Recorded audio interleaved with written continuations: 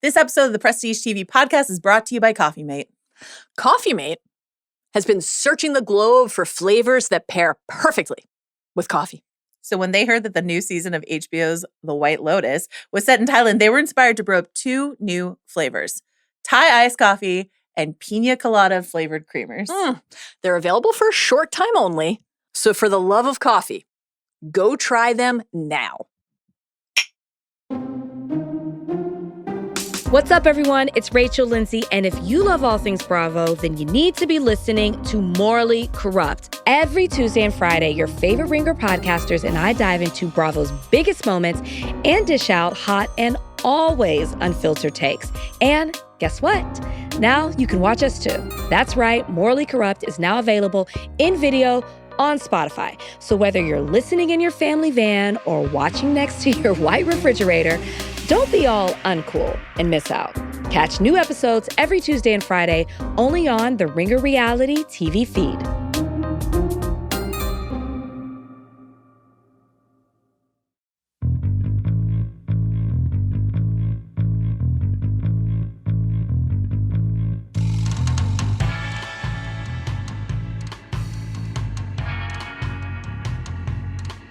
It's the Prestige TV podcast. You can watch on the Ringer TV YouTube channel. You can watch it as a video podcast. We cover all kinds of TV here and on The Watch with CR and Nina Greenwald as well. We have 2 TV pods. We're covering the studio, first 2 episodes on Apple, which you guys liked more than me. And then I watched it again. I liked it a little more the second time, but you loved it. I Not did. surprised. You're kind of the audience for it, but why'd you love it? I wonder if I You're am the precise, direct yes. and primary audience for this show. Correct. It's a love letter to Sean Fennessey. Well, it's a love letter to lovers of the movie The Player, which Yeah. is a movie that we covered on The Rewatchables, an Altman movie from the early 90s about people who work in Hollywood, particularly on the executive side, and what they allowed to happen and not happen on their watch, what the state of Hollywood was at that time in the 90s, and that's what this show is. It's a contemporary spin on that, created and written and directed by Seth Rogen and Evan Goldberg. Longtime partners. And it's a zippy 40-minute satire of something that I talk about constantly on the podcast that I'm on here at The Ringer. So I'm very interested in it. I think it's also whether or not it is connectable for other people, I think is a good topic of conversation for us. Will people get into it? Because Seth Rogen, I think, is one of the most accessible stars that we have. He's a very regular seeming guy, but this subject matter is very intricate and there are a lot of Easter eggs. What did you think? Did you like it? I love that you want to call it an Easter egg. Well, I'm doing it for you. Thank you so much. I loved it. I had the same. Loved it. Well, I love these first 2 episodes, I'll say. Okay. I have watched 5 episodes and there's like a few later that I didn't love as much as I love these first 2.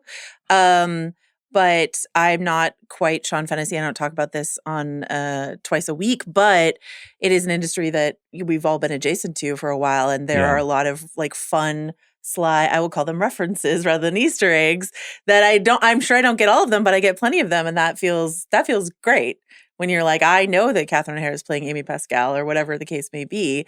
And I think watching Seth and Evan sort of exorcise some of their frustrations that they've had working through this industry via their comedy is really fun. So I had a great time with them. Yeah, there's legacy with Larry Sanders, The Player.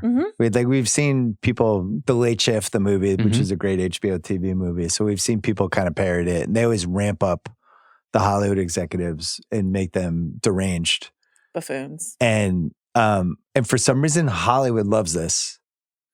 They're like, that was awesome when you fucking ridiculed us for who's Bryan Cranston supposed to be. And they do love this stuff. The big question for me is how many people are going to watch this, because the bubble's fine.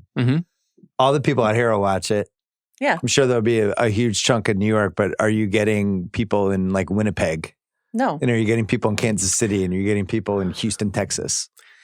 The only reason you might, so later, I think it's okay to say in the trailer, we've seen that people like Zac Efron or Zoe Kravitz, like people who have broader appeal than like, you know, what exactly is Bryan Cranston parodying here. Watching them play themselves might have some kind of draw for people. But I don't think this is going to be a broadly popular show, but I think it's going to be a show that everyone who likes to talk about film and television wants to talk about.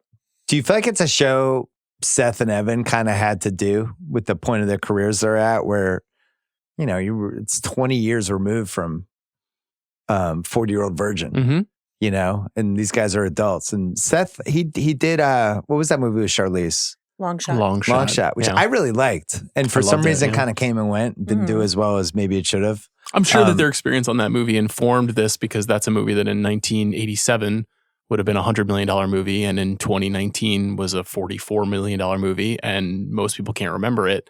Yeah. And I said to you after I watched it, I was like, this feels like a show made by people who've been told no, but the show is about the people telling them no. And trying to explore why they've been told no and what the psychology is of the people. And these are people who are, you know, studio executives. In the last 5 years, I've gotten to know a lot of people that are somewhat similar to the people that are portrayed in this show. And I think one of the things that I like about it is that I don't think that Seth and Evan hate these people. I think they actually have a lot of affection for them, but they know that they're basically like morally compromised, that they get into the business for the right reasons. Yeah. Then they go up the food chain and they have to tell the people that they worship no. Yeah. And what is that like? And how do you make a show about people like that? Because Matt Remick, who Seth plays, who is this sort of like high-level development executive at a Paramount-esque movie studio or Sony-esque movie studio, who gets the big job replacing a legendary studio head like Amy Pascal, and then finally has the chance with green light power to say yes or no to the people that he deeply admires and wants to be close to, wants to be friends with, wants to ingratiate himself to, realizes that like that's not how this business actually works, or at least has to accept that that's not how it works. Yeah. And that's an interesting thing. I mean, it's very rare that you write a show or a movie about people who are kind of like the enemy to creativity, I think, in their minds. But I think what's so interesting about the Matt character, and I think this is what makes the show work for me, because there's a lot of cringe factor, especially in the second episode. There's a lot of like secondhand embarrassment, pratfall, all that sort of stuff. And that's usually something that I don't like to watch. But there's something about Matt, because he is not just a craven, but he's not just a craven executive, but he's a guy who genuinely does like movies and genuinely does want to make cinema that lasts. And so I'm rooting for him, and probably even as he keeps fucking up and fucking up and fucking up. And so like if he were just, I feel like the player is a bit more cynical on this front than this property is, in terms of like, if the system weren't the way it was, then maybe we could get our real, I mean, I've been told that Marty Scorsese has been trying to make a Jonestown movie for a very long time. So like, would watch it. I would watch. Is that true? Yeah. Yeah, to me, it's just I guess my issue with it, which it wasn't as bad the second time, but this just all feels familiar to me. Mm-hmm. Oh, Hollywood, all these people are buffoons. It's so hard to get stuff done. And it just feels like generationally this movie or show keeps getting made in some form. The parts that I really liked were the Easter egg stuff and the who's that supposed to be, and oh, look at what they're doing here. And that just like the inside baseball stuff, which also made me wonder if this is why the show's not going to work. Well, I think there's one thing that I would recommend about it that people who just really like watching cool stuff might enjoy, which is that from a formal technical perspective, this is one of the best looking and best made TV shows I've ever seen. There's like a big conscious choice to try to make the show with as many wonders as possible. And so there is this kind of seamless roving camera that is moving and following Matt. There's a kind of energy and a kinetic score, like a very jazzy beat score that works really well. That keeps like these 28 or 44 minute episodes feeling very vibrant and alive. Mm-hmm.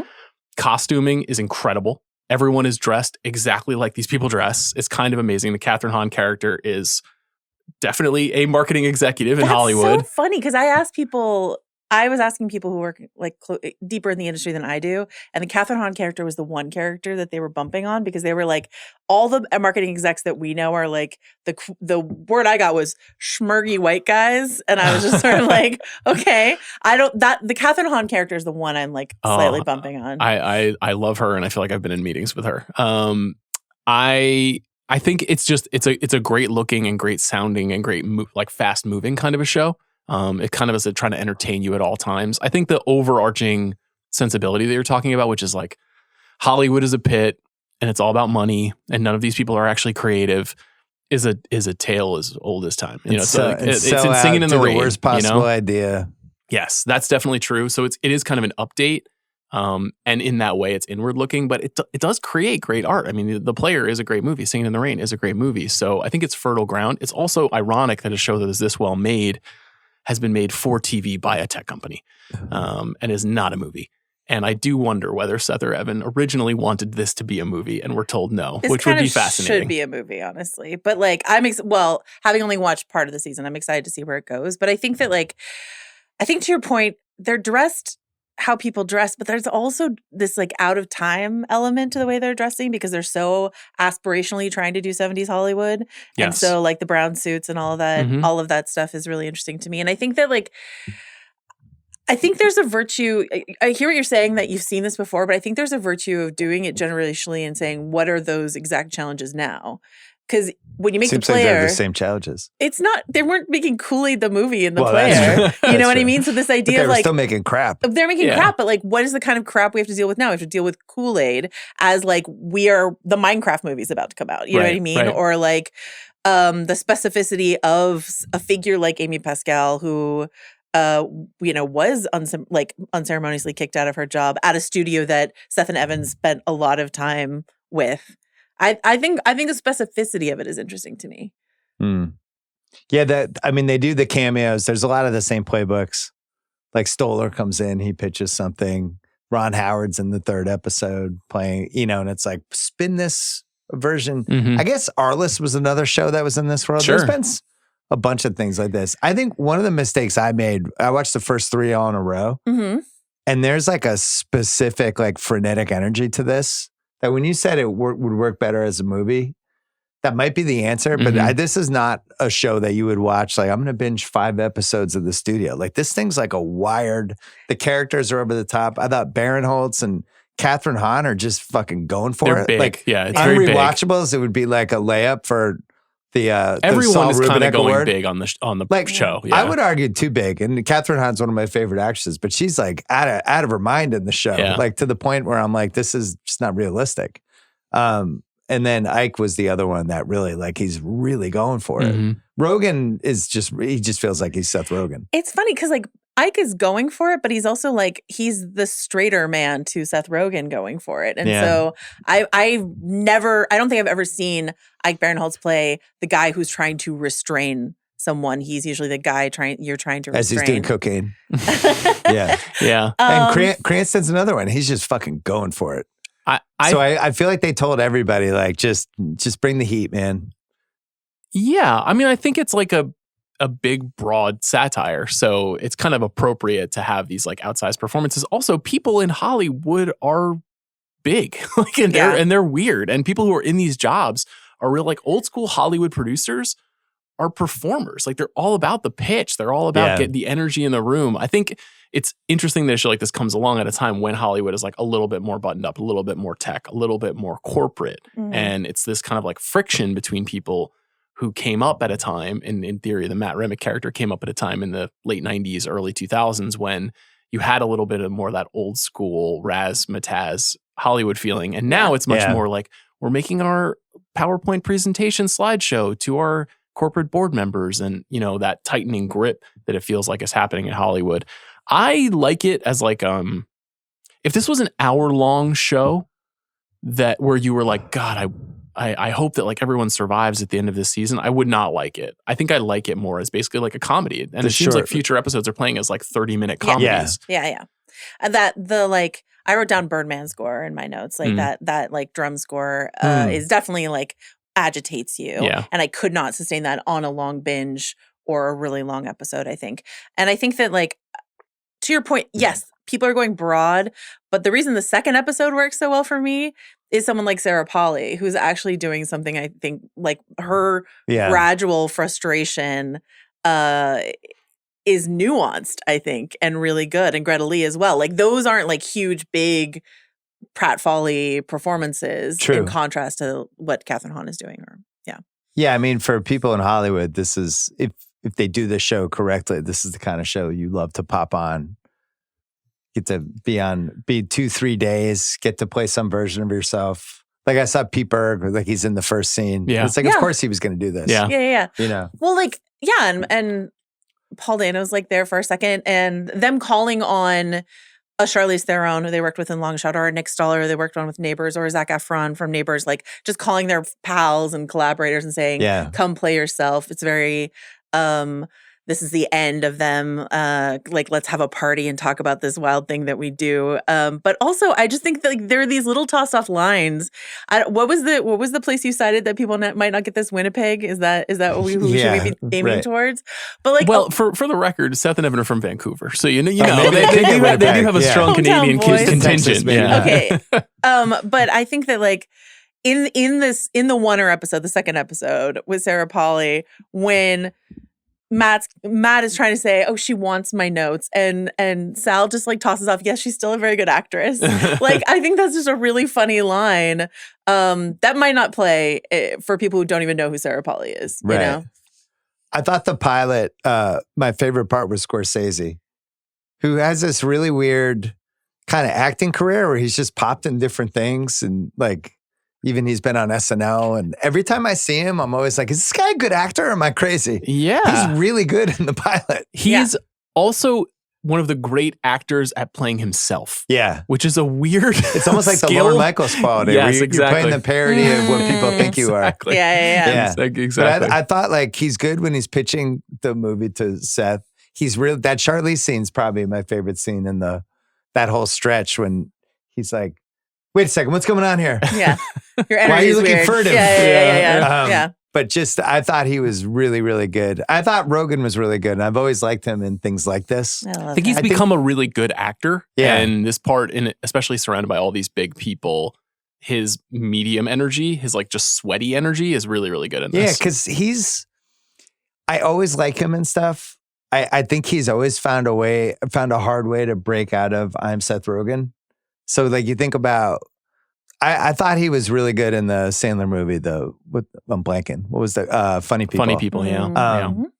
That was the first time you watch Seth Rogen in something and you go, there's something more here. He's not just like a goofy guy with a fun laugh. And then I thought he was really good in Long Shot, even though that movie's got some flaws, but I really like that movie. Yeah, I think Steve Jobs too was another good example. Yeah. The Fablemans, he's really good in. I think he's become a very, very good actor. He's great. Yeah. Yeah, but I love the Neighbors movies. Like, I think they're great movies. Yeah. But if we were like Seth Rogen's manager, I don't even know what things or movies I would tell him to do other than the stuff he's done. Because, I don't know, could you see him in the Way Back in the Affleck role? Like there's stuff you just couldn't separate the Seth Rogen from the role. There always has to be like a tinge of comic sensibility, I think, to the character. A little frenetic and a little like his self-esteem's a little lower than it should be. And he's trying to impress people and he's funny and he's quick. And he's always at his best when something's falling apart. Yeah. Which in this show, that's basically half the show. And he doesn't play assholes. He plays like eager to please people. always like him. Yeah, you always like him in everything he does. So Yeah. I think this is a good thing for him. And I agree with how you said about some of the shooting. Like that one scene on the table when they're going around, I don't even know how they filmed that. Yeah. It almost seems like they're using like a drone where it's like a table like we're at right now and the camera's just like flying around. It's like really cool to watch. Yeah, same with the scene when he gets the job to run Continental and it's kind of following him down the hallway and he goes into this big art room where he meets Cranston and then the camera's on Cranston and it's spinning around and it's following him. And there's just like, to me, that's just like very involving in the story. Yeah. Like I think some people watch something like that and feel it's distracting, right? Because it's very showy in terms of what it's trying to accomplish. But for me, I really like perspective-driven story, and especially with something where you're starting to root for the character, like you're saying. You're starting to be like, I hope this guy gets this job. He seems like not such a bad guy. And then slowly you learn like he has all these incredible weaknesses, but following him as closely as we can until he fucking tells Marty Scorsese he's not making his movie. Is I think one of the reasons why that formal stuff is helpful and not hurting the show. We've been talking a lot on The Watch and on the Prestige feed this week about the show Adolescence, which is on Netflix, which is 4 episodes, hour-long episodes that are oneers, actual organic oneers versus the virtual oneers that they talked about in the second episode of this show. Yeah. And the acrobatic nature of that filming is so incredible to watch, the behind the scenes of how they pulled that off. And I also had that question of like, is this too distracting, especially for the subject matter of that show? And I think occasionally it is. But here, when it's just sort of like we're putting on a show energy of this backstage, putting on a show energy of this show, I think all of those fun camera techniques really work. And the way that they lampshaded it and talking about 1917 in the second episode, I thought was really brilliant. What did you think of the Catherine O'Hara character and performance? It's just so transparently a person that we know about. That exists. I think. But they even like weave in like she slept with people in the past. There's some stuff in there. I'm like, oh. Yeah, the Ray Liotta stuff. And like, how close to the fire is this going? On the one hand, yes. But on the other hand, like she's also seems so much more competent than them.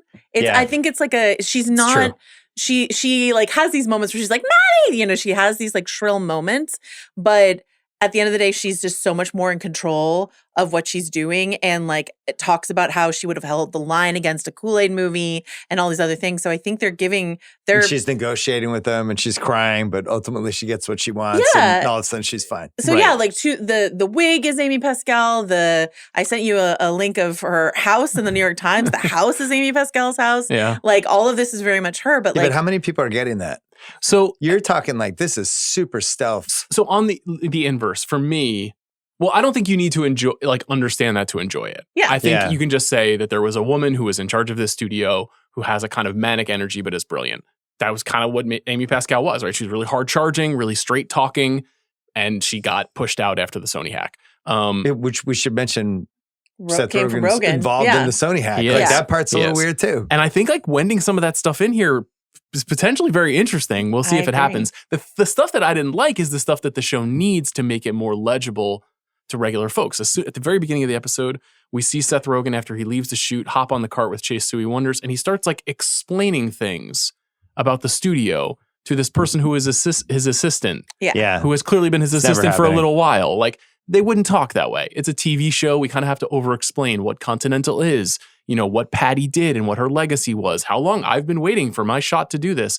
There's something kind of unnatural in the TV of it, whereas I felt like in the player, they don't bend over backwards to explain how the world works. They're just like, you're inside of it because the murder mystery was as much a part of the story. We've always talked about this with the content we do. Like, let the audience catch up to you, not vice versa. Don't dumb down the stuff you're doing. I agree. This sort of like, they built this as a temple beat, which is hit a couple different times in the first episode, is some of the stuff that doesn't work. But that's the thing. You're doing that, but then you're also doing this stealth hardcore inside baseball character that. But I don't think you need to know that that's Amy Pascal. Like, there's layers to it. You can enjoy it on a different layer. You can think about what Amy Pascal did after she got kicked out of Sony, which is great stuff. Little Women, Challengers. She's like the most successful producer in Hollywood. She may be the next Bond producer. Yeah, she might be the next Bond producer. So they're not kicking someone necessarily when they're down. They're just sort of like, here's a very distinctive woman that we came into contact with in our work at Sony. And we're going to capture this like odd blend of competence and eccentricity. And Catherine O'Hara, who's a master at what she does, is giving us, we've been talking about her in the Christopher Guest films, giving us one of those classic Catherine O'Hara roles. What did she say? What was her name in that? Cookie? Yeah. Oh yeah, you've grown up. I guess here's the thing. I guess it's just my personal preference for how this stuff is done. I'm always going to be partial to the way the player handled it. Like the over the top version of it, I'm always going to feel like it's a little bit of a bit. And I think there's Catherine Hahn character, Barinholtz, Cranston, even Catherine O'Hara in that scene, which I thought she did a good job, but it's all like the ramped up crazy version of it. Every character in this version, at least the first couple episodes we watched, including Ron Howard in the third episode, is big and on tilt. And I think for 10 episodes, I just don't know if that was the right decision, but we'll find out when we keep going. I think part of it too is like asking these people to, what Catherine O'Hara is doing with Amy Pascal is one thing, but asking Olivia Wilde, who has like a big reputational black cloud hanging over her after Don't Worry Darling, to come in. I'm not going to like split, but she's not at my house. My wife liked that movie. But she's in the show playing herself as a director in a later episode. And so she's decided to willingly engage with, this big PR thing that happened in her career. Yeah. And in order to do so, to do it huge, I think is something that's more comfortable for them than to do the smaller version of that. But I just think it's the easier way to do it. And I think there was another level of this show that I think if I personally think if it had been a little more subtle, but I also know why they did that. It's the whole point of the show is it's frenetic. Well, I think there's one other logical reason why they made this choice. In 1992, when The Player was being made and came out, one, you've got a guy who's much older making that movie. Altman's been through 40 years of Hollywood history by that point. Two, Hollywood is on top. In 1992, Hollywood is the absolute center of American culture, whatever is being made there. And so what it can be is really more this sort of like behind the scenes, surreptitious vision of like the way that things really work and this like quiet but aggressive competition happening at the executive level. Like that's the thing that is undergirding the murder mystery in that movie. Right now, if you're an executive or a writer or any number of roles in Hollywood, you're like, fuck, I think it's over. Like it's ending. There's this like panic and anxiety among all people who work in this industry. It's very real.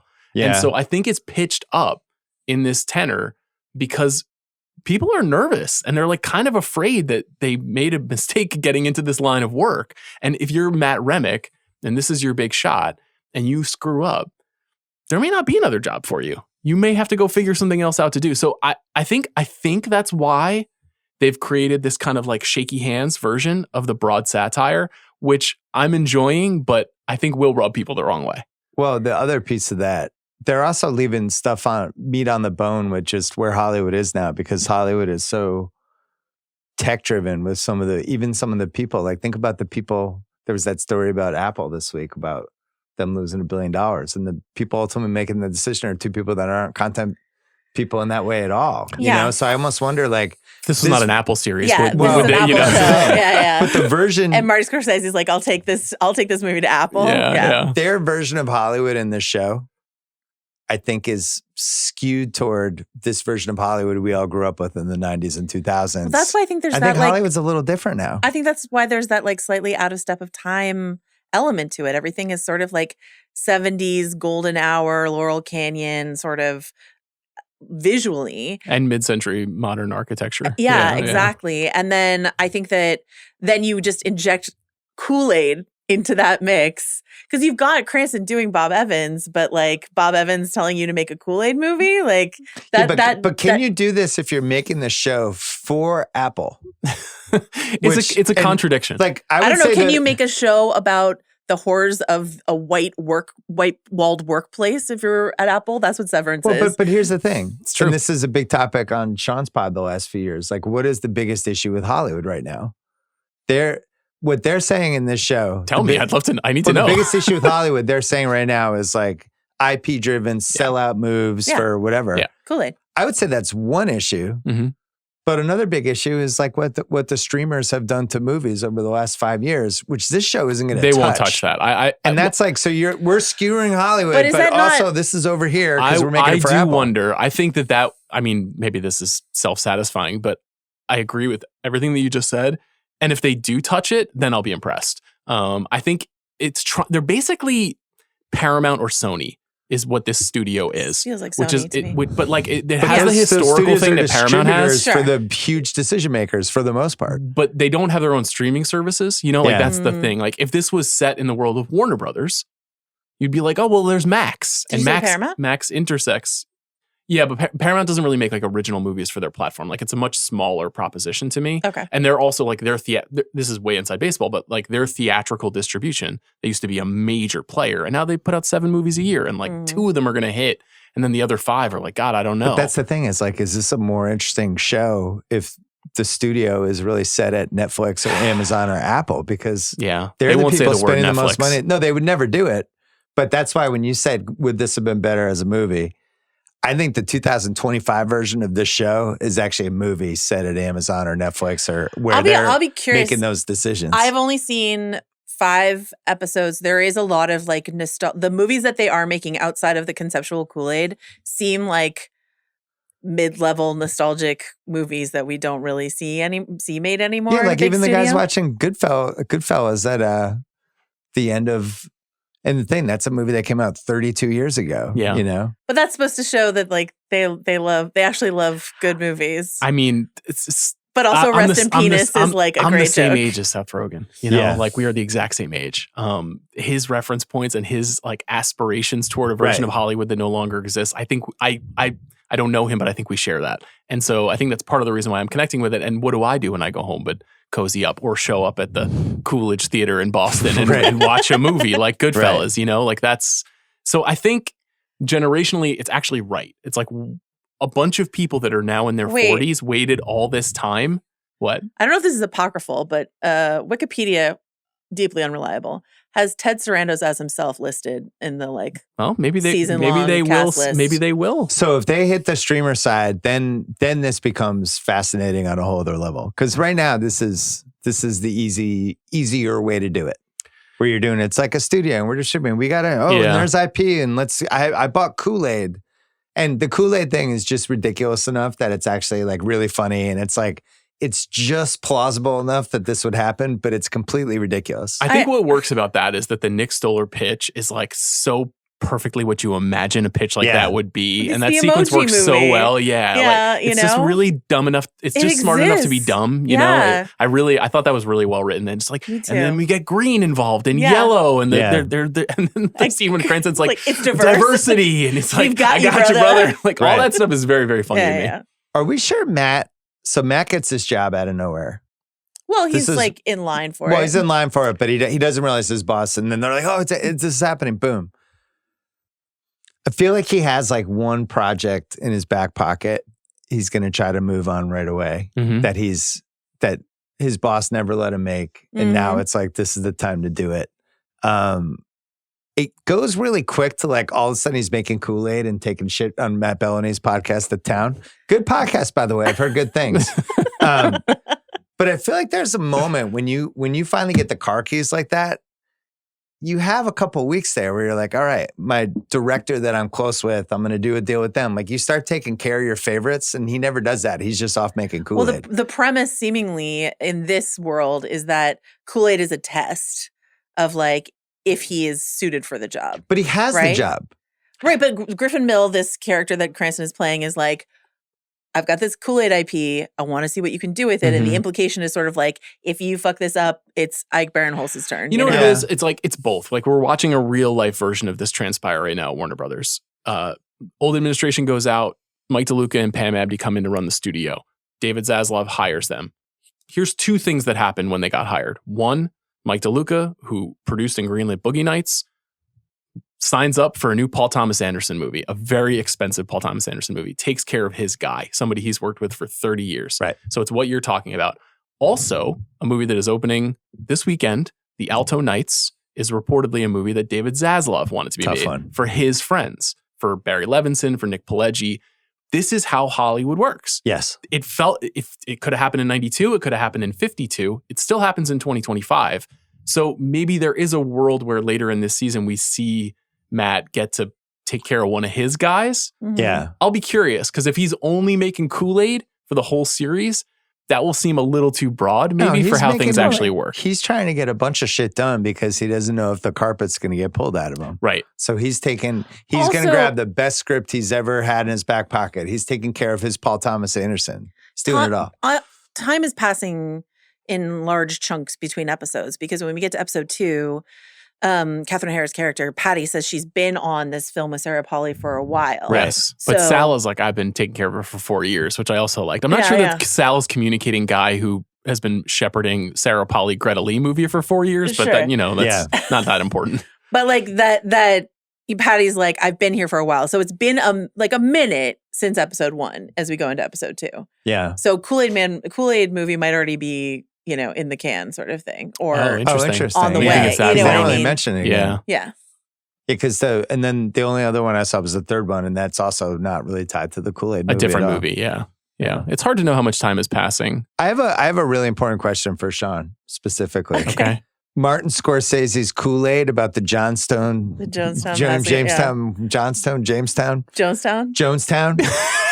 Jonestown Massacre. Yeah, I would watch in a heartbeat. You're there first starring day. Steve Buscemi as Jim Jones. Hopefully they show it to me a month in advance and I can build an entire month of programming around it. Though?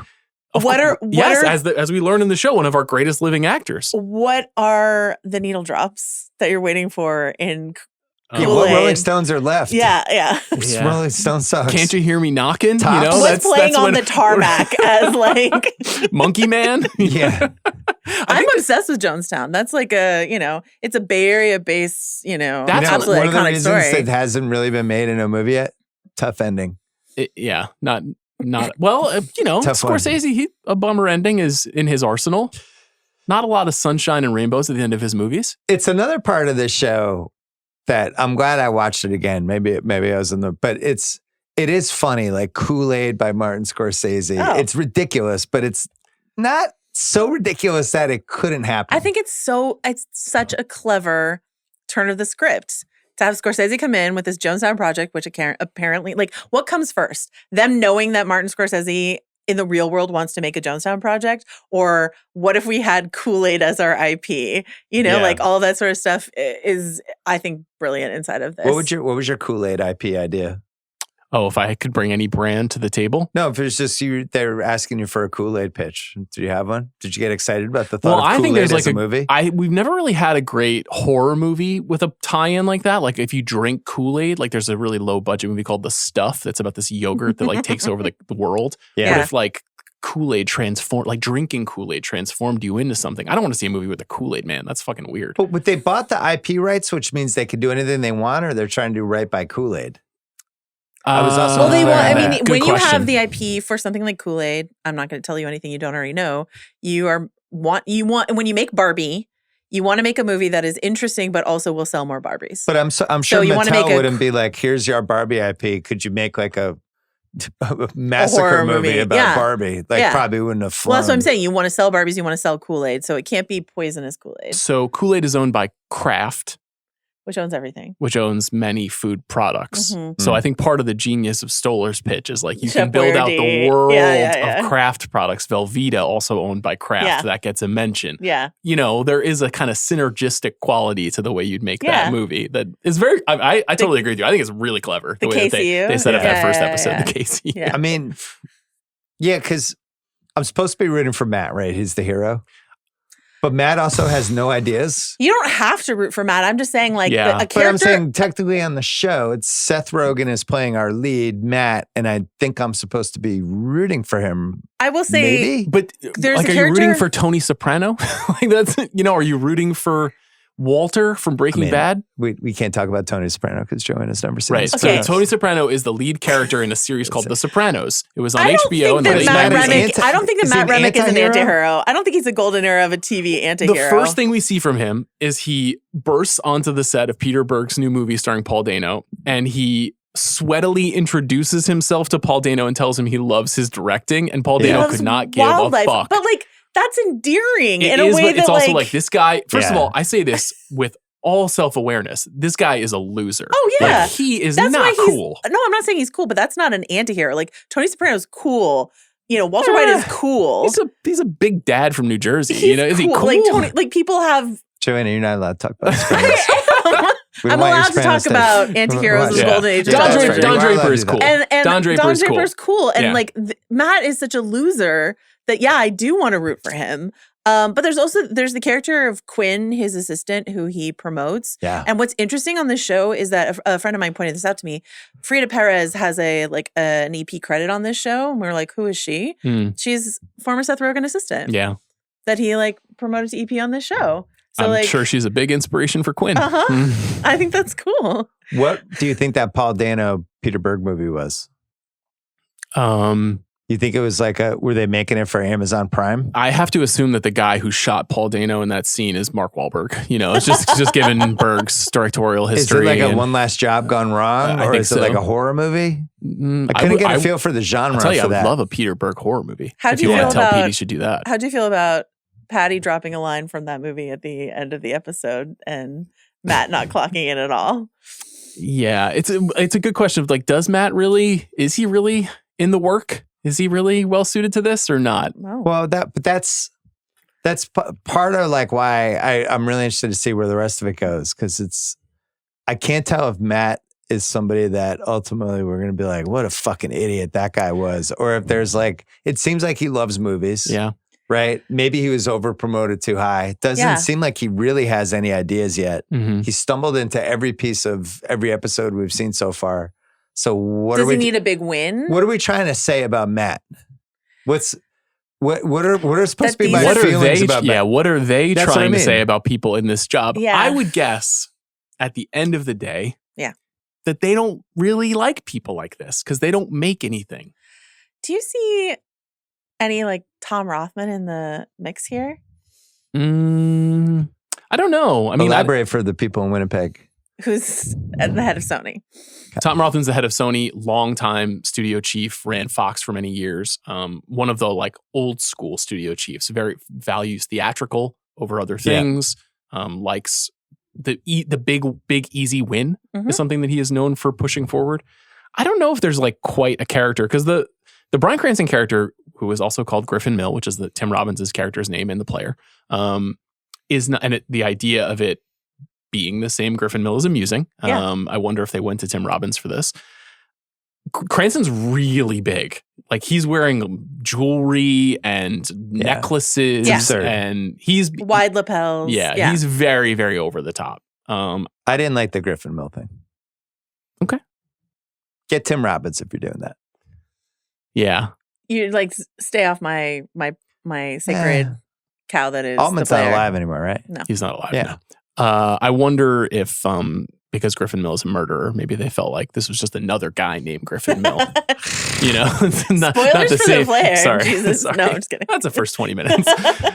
If you haven't seen The Player, go check out The Player. I have seen The Player. Not you, of course. The Player and Larry Sanders were both a lot more subtle with some of this stuff. There was a lot of people feeling each other out, and it was their version of Hollywood. This is just big and bombastic. Did you ever watch the Ricky Gervais show Extras?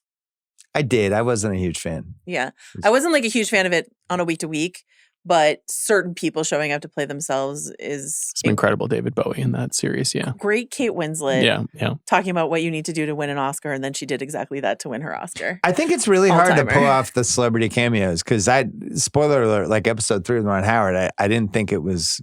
I didn't think he was good. That's funny. You didn't love it either. I really liked episode 3. I just felt like, oh, watch this, Ron Howard. We're gonna flip it. Everyone says he's the nicest guy. It's like, all right, I can see this coming down the highway. I was really more into the Anthony Mackie, who's not really having the best 2025, but I enjoyed what he was up to. Well, people will get to that when they get to that. I think that whether or not Matt is a likable hero is ultimately immaterial because all of these kinds of movies are about whether or not this is a good place to be creative or not.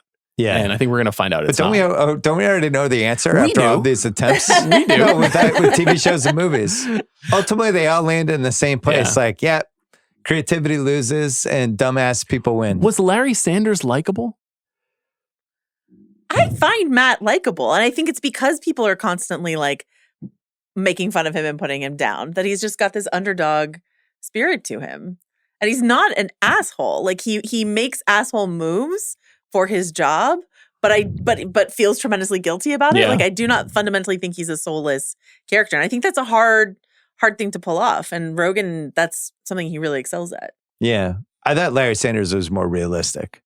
Yeah. It is. I think the characters on that show, I mean, Hank's one of the great characters of all time, the sidekick, but we'll see with this one.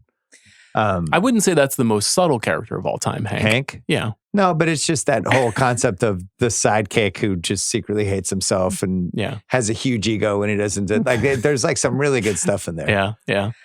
RD2 is not, these are not subtle characters. I think that world is a little dingier, a little smaller, and it felt very like really almost literally behind the curtain. Yeah. Whereas this is like boardroom culture, going on set of big productions. It's a slightly more elevated. More Les Grossman, Tropic Thunder kind of level. It is. That's a good comparison. Performances. When was the last thing that really tried to dive into this world? I was trying to think about this.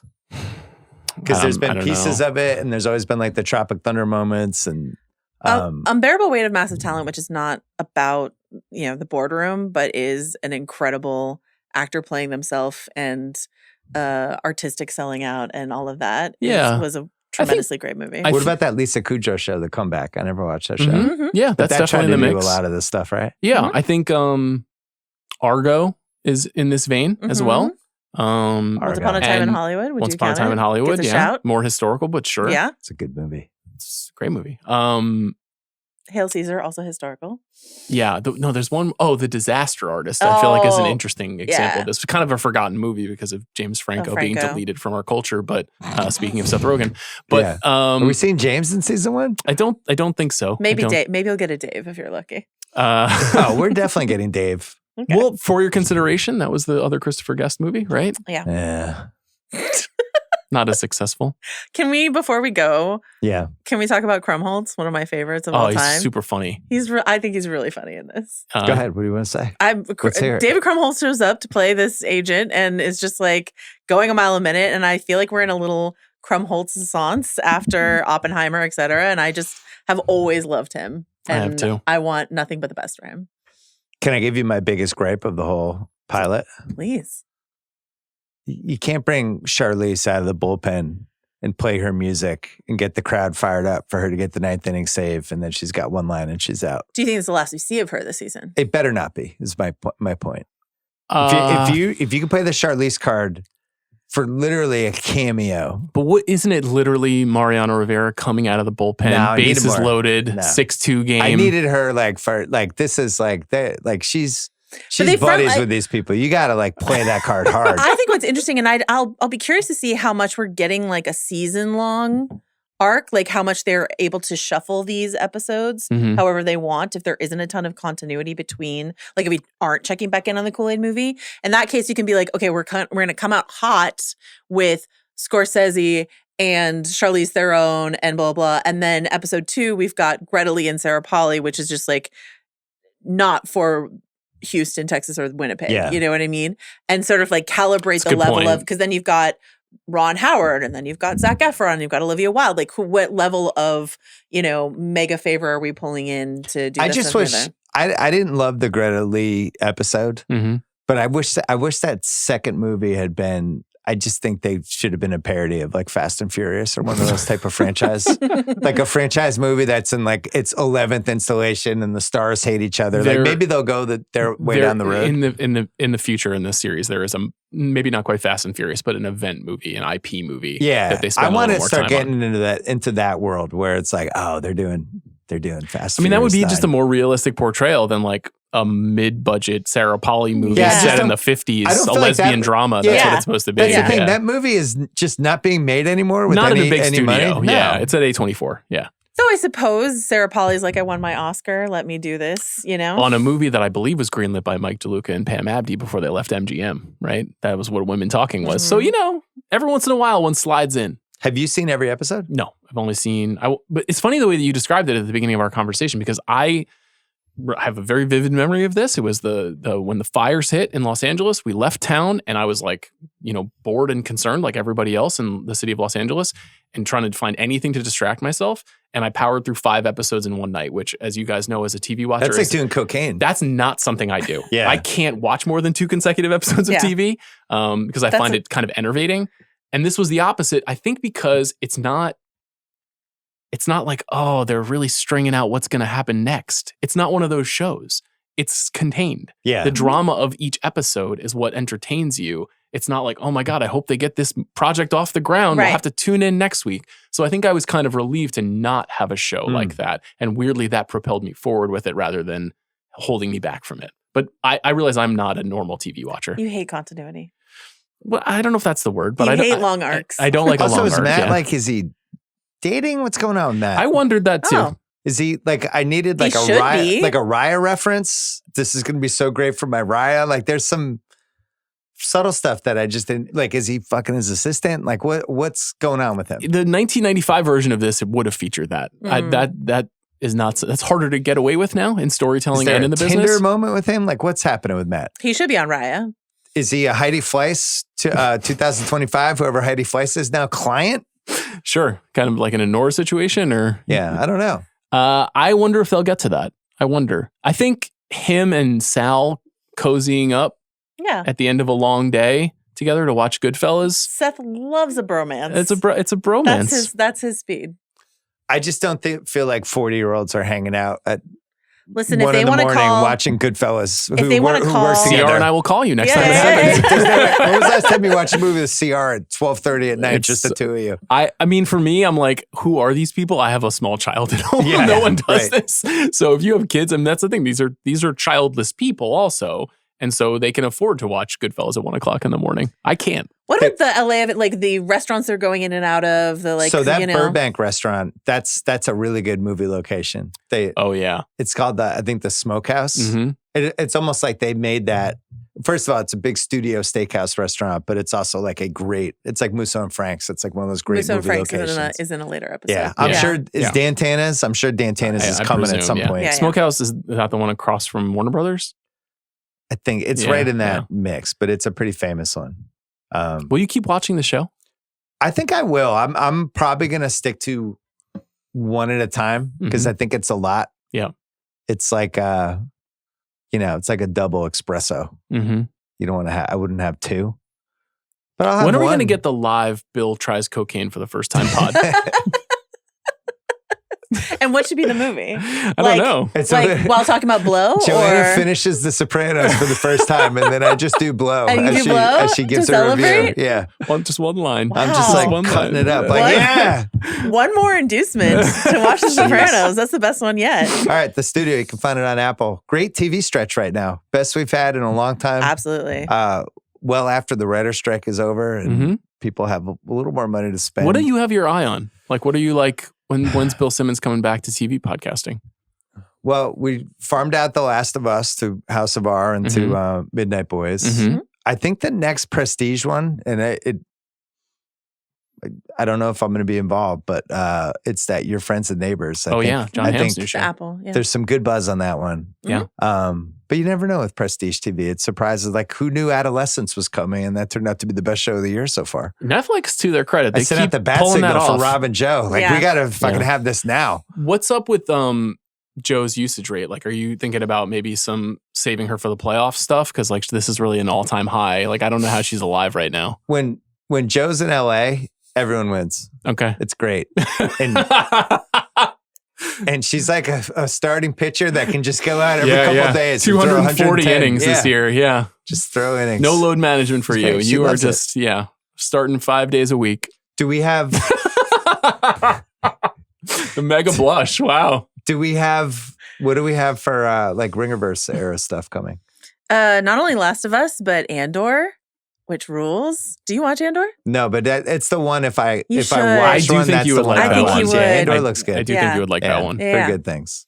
Yeah. And then there's a new Game of Thrones show, Night of the Seven Kingdoms. Do you have When's that is there come a out? date on that? Yeah, I think it's June. I think that's right. Whoa. That's soon. That's going to be after the NFL draft. It's like, Mal, what are you up to? I'm doing my rewatch of all Game of Thrones episodes and rereading House of every Dragon book. and Yeah, rereading yeah. 19 books to Yeah. get ready for this The new show. best. That might not tie into any of it at all. The best. Yeah. Maniac. Sean, great to see you. Joanna, great to see you as always.